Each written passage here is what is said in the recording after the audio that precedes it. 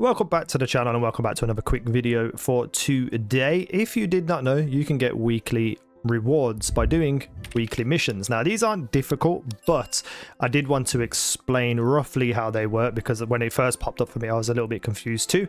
So for instance, last week's mission I got to choose these purple heroic pants of the resistance. Now the actual rewards don't seem super good, but they seem good enough to kind of level up your game to another level, so they're definitely worth doing.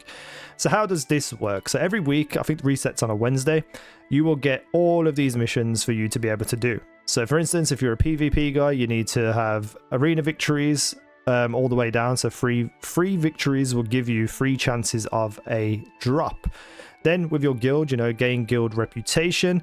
This is from donating and just doing guild contracts, so just being involved with your guild. So more resource donating as well, 50 out of 50, and guild contracts. So if I go over here to guild contracts, these are these things here that you can see, like raid one of the dungeons, do like kill certain types of enemies, and then this one I never do in the middle. But as long as you've been involved at some point, you will get the notification here that once it's completed you'll go up one. So these three here that I've done, if we go over here, so like for instance, if I go to this here, I have not put any percentage into this yet, so unless I kill an enemy I won't get this attributed to my weekly mission. Then once you've done all them, you have free chances in the guild one. Then for co-op dungeons, basically it's using your dimensional contract tokens, so these things up here, the purple things, and essentially what that is you go into a co-op dungeon, and whichever one you pick, at the end when you open the chest, you use X amount of these tokens. So if you really wanted to do it quick, you could just run the level 20 over and over and over again until you have done all of your dimensional contract tokens, or you could do like the higher ones and get more. But for instance, this level 50, it's only 300 tokens. It's going to take you 4 or 5 times as long as if you were doing the normal one. So you might as well just run the level 20 over and over again to the point when you've spent 4,500 of your dimensional contract tokens. Then for the world ones, this one appeared for this week and I didn't even notice. It's the Mystic Portal Acquire Globes. You can only do 5 of these a day, so if this ever pops up on your world, you have to be doing it every single day. Complete a resistance contract and acquire dynamic event performance awards. So for instance, when it comes to the active events, it's these kinds of things here, like the desert caravan.